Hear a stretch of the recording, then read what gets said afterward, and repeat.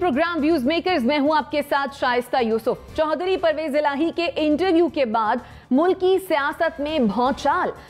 हम न्यूज को इंटरव्यू में चौधरी परवेज इलाही ने वजीर आजम इमरान खान की शख्सियत और तर्ज हुकूमत पर खुलकर तनकीद की। मामला इतना बढ़ा कि उन्हें खुद ही अपने इंटरव्यू की वजाहत भी करनी पड़ी है। चौधरी परवेज इलाही ने पहली बार बाज़ाब्ता तौर पर एतराफ़ किया है कि उन्होंने हुकूमत से पंजाब की वजारत आला मांगी थी।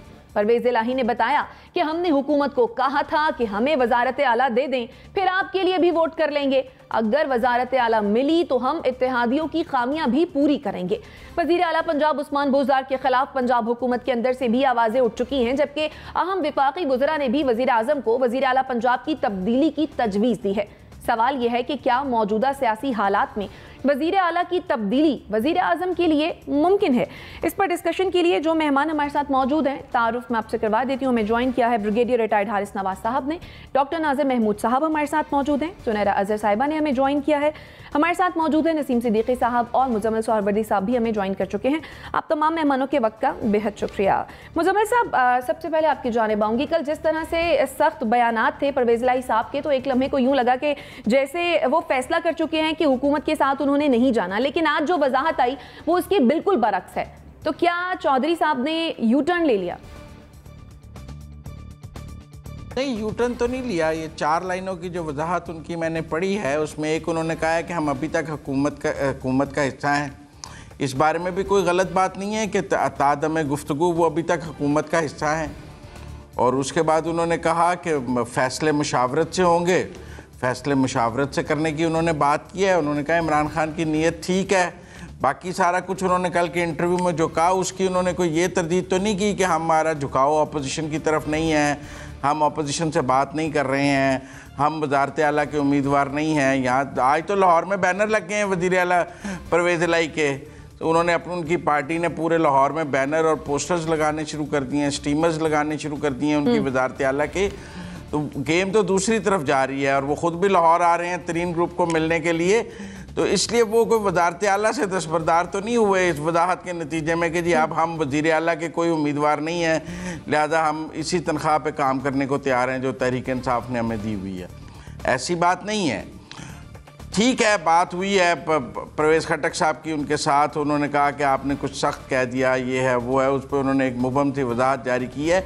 लेकिन जो महर बुखारी के साथ इंटरव्यू है वो इतना वाज़े और इतना क्लियर है कि उसकी वजाहत के लिए तो फिर पूरा एक और इंटरव्यू ही देना पड़ेगा, क्योंकि उस इंटरव्यू में उन्होंने जो कुछ इमरान खान पर चार्जशीट लगाई है कि 3.5 साल से नैपियाँ बदली जा रही हैं और नैपियाँ बदल के ये हाल हो गया और नैपियाँ महंगी हो गई हैं, और ये कि पूरी इत्तेहादी जो हैं वो जा रहे हैं अपोजिशन की तरफ 100% झुकाव है, इमरान खान की किश्ती में शगाफ पड़ चुका है। ये सारी बातें जो उन्होंने की हैं, पेशावर की बातें की हैं और जो सारी बातें की हैं, उनकी कैसे वजाहत हो सकती है? मैं समझता हूँ वो को फायर फाइटिंग का काम था, हुकूमत की तरफ से कहा गया होगा, रिक्वेस्ट की गई होगी, तो उन्होंने एक मुबहम से वजाहत जारी की है। बाकी जिन बातों को जो बातें उन्होंने कल कर दी हैं, उसके बाद अगर इमरान खान उन्हें साथ रखते भी हैं तो एक सवाल है, और वो भी इमरान खान के साथ रहते हैं तो एक सवाल। ठीक है, यानी आपको लगता है कि ये एक मुबहम सी वजाहत है। डॉक्टर नाज़िर साहब, जिस तरह से चौधरी परवेज इलाही साहब का बयान सामने आया और उन्होंने कहा कि हुकूमत छोड़ी है, ना ही ऑपोजिशन ज्वाइन की है, आपके ख्याल में क्या परवेज इलाही सेफ खेल रहे हैं?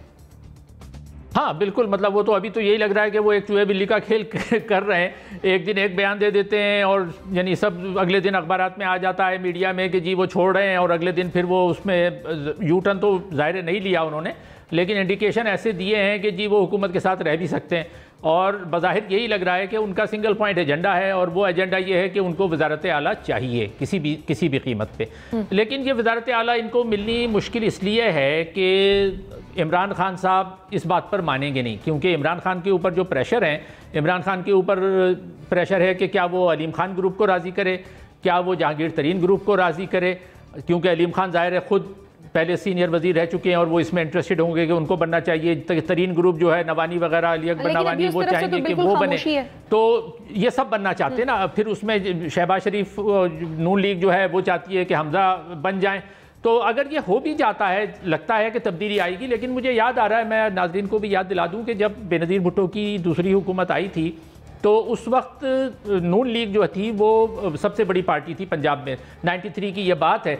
और उस वक्त क्या किया गया कि नून लीग से वट्टू ग्रुप तोड़ा गया और जो मंजूर भट्टू साहब थे उनके बमुश्किल 10 या 15 अरकान सूबाई असम्बली थे और पीपल्स पार्टी ने उनको सपोर्ट करके 2 साल मंजूर भट्टू को चीफ मिनिस्टर ऑफ पंजाब रखा, सिर्फ 10 या 15 वोट अरकान के साथ। तो ये हम माजी में इस तरह से देख चुके हैं। तो अब उसका एक्शन रिप्ले नज़र आ सकता है, लेकिन उस एक्शन रिप्ले का फ़ायदा किसी को भी नहीं होना, और फ़ायदा इसलिए नहीं होना कि वो सेटअप चलेगा नहीं। अगर परवेज़ इलाही साहब को वज़ीर आला बनाया जाता है तो उनको किस किस की मदद चाहिए होगी? अलीम खान ग्रुप की मदद चाहिए होगी, नून लीग की मदद चाहिए होगी, जहांगीर तरीन ग्रुप की मदद चाहिए होगी। इतने सारे लोग जब मदद उनको देंगे तो वो मदद किसी भी वक्त वापस भी ली जा सकती है।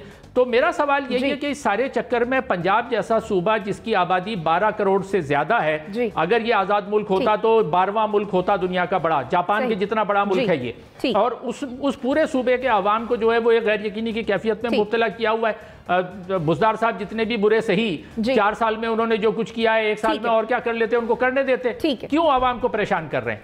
ठीक है जुनैरा, सूरत हाल कुछ ऐसी है कि कौन कहाँ है कुछ पता नहीं चल रहा। आपके ख्याल में ताखीर की वजह क्या है? इत्तेहादी किस चीज़ का इंतज़ार कर रहे हैं आखिर?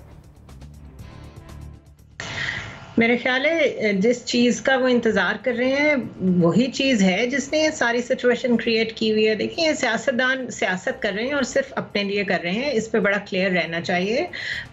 सिचुएशन दिनों में नहीं घंटों में चेंज होती है। ऐसी ऐसी खबरें आती हैं और ऐसी ऐसी बातें पता चलती हैं, ऐसी ऐसी मुलाकातें हो रही हैं कि मैं ये समझती हूँ कि पाकिस्तान का जो पॉलिटिकल लैंडस्केप है वो कम्प्लीटली क्रम्बल्ड है इस वक्त। जो इकट्ठे बैठ रहे हैं उनको आपस में रिटन एग्रीमेंट्स करने की जो वजह मैं समझ रही हूँ वो यही है कि सख्त ट्रस्ट डेफिसिट है। जितना मर्जी वो कहें हम इत्तेहादी हैं या अपोजिशन कहें हम पीडीएम हैं, आपको क्यों ज़रूरत पेश आती है कि जी हमें लिख के दे दें? हम क्यों भी कह रहे हैं कि कुछ रिटन एग्रीमेंट कर लें, पीएमएल क्यों भी कह रही है रिटन एग्रीमेंट कर लें, क्योंकि एक दूसरे पे एतबार नहीं है। अब जो लोग आइन को फॉलो नहीं करते या जो बेसिक मोरालिटी के प्रिंसिपल्स होते हैं एथिकल पॉलिटिक्स के, उनको फॉलो नहीं करते, क्या वो लिखी हुई चीज़ से नहीं मुकर सकते? क्या चार्टर ऑफ डेमोक्रेसी पे अमल हो गया? मोहतरमा ने और नवाज शरीफ ने जो साइन किया था, क्या उस पे दोनों जमातें कायम हैं? इंतहा की फ्लोर क्रॉसिंग, हॉर्स ट्रेडिंग, आपस में हर तरह के वादे, सिर्फ पावर में आने के लिए, पोजीशंस कम हैं, कैंडिडेट्स ज़्यादा हैं, तो आपने सबने मिलके क्या आवाम को और लोगों को बेवकूफ़ समझा हुआ है? तो सिचुएशन सिर्फ इन कुछ लोगों की अपनी ज़ाती है। अलीम खान है, जहांगीर तरीन है, परवेज़ इलाही है, 3 कैंडिडेट्स तो आपको पंजाब के लिए नजर आ रहे हैं, 3 से ज्यादा, बल्कि जहांगीर तरीन नहीं है, एक और साहब भी हैं जिसको जहांगीर तरीन सपोर्ट कर रहे हैं। उसके बाद पंजाब किसके हाथ में जाता है? तो अगर सिंध पीपल्स पार्टी ने अपने पास रखना था तो फिर वफाक में फजलुर रहमान को सदर बना के पीपल्स पार्टी की गवर्नमेंट होगी। क्या आइडियोलॉजिकली ये आप कंसीव कर सकते हैं कि फजलुर रहमान और बिलावल भुट्टो की पार्टी इकट्ठी बैठी हुई है एक गवर्नमेंट में?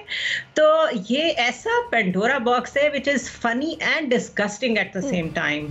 अच्छी खासी पॉलिसीज पर डिस्कशन होती थी, फॉरेन हमारी पॉलिसी किस तरफ जा रही है, महंगाई किस तरफ जा रही है, इश्यूज पे बात होती थी, इश्यूज पे प्रेशर बिल्ड किया जाता था गवर्नमेंट पे। अभी क्या हो रहा है? अभी आप पीटीआई को स्ट्रेंथन कर रहे हैं फॉर द टाइम्स टू कम।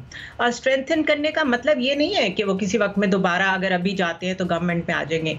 मतलब ये है कि उनको आप एक ऐसी फोर्स बना रहे हैं जो फिर अनलीश हो गई तो आपको सिर्फ केओस ही मिलेगा, क्योंकि वो चुप करके तो बैठेंगे नहीं।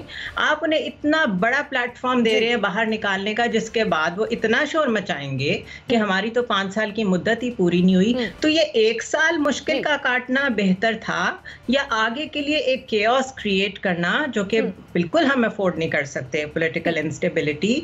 लेकिन इससे अंदाजा कर लें कि सारों को कितना लालच है, सारे किस कदर पावर हंग्री हैं।